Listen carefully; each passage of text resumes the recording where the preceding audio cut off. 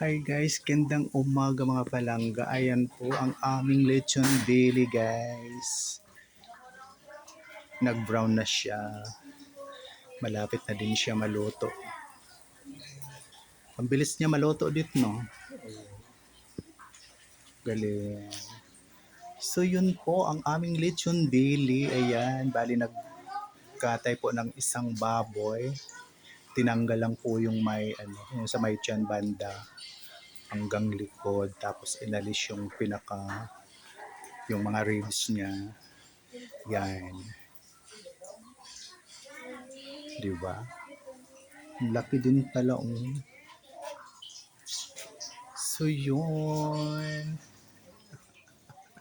At maraming laman po yung mga palangga sa loob. Ayan. Mayroon tayo diyang kamote. At saka mga ingredients sa loob para masyami siya mga palangga. So yun, dahil may okasyon tayo, kaya tayo ay maaga pa nag-prepare ng ating lechon dili at tayo ay magluluto ng ating yaming pancit, spaghetti at iba pa. Yan.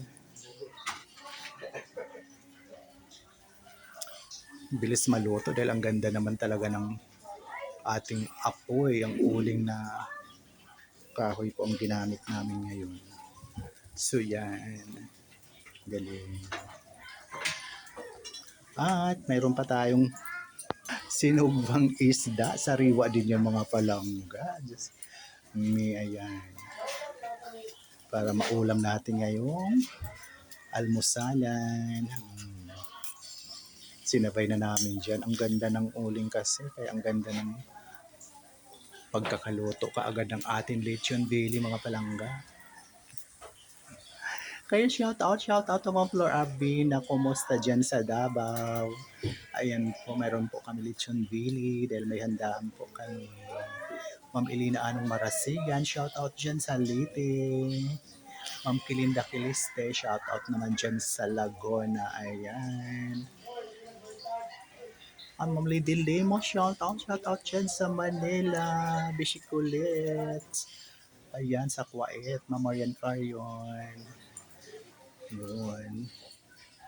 Ma'am Mariling Gutierrez, shout out dyan sa Italy. Ayan. Ang aming lechon daily po. Marami po yan laman sa loob ng mga root crops like kamote and iba pa. Para masyami siya mga palangga. Plus, may inihaw kaming isdang sariwa din. Ayan. Shout out to Ma'am Mariling Gutierrez. Ayun. Ma'am Junicia Mendoza, Aganon. At sa marami pang ibang nagmamahal sa akin. Thank you so much sa patuloy na pag-subaybay palagi sa aking mga mumunting videos sa kami Have Your Ella Vlog. Muli, maraming salamat.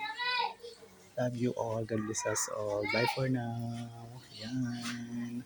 See you pa sa next video. Yun. Bye.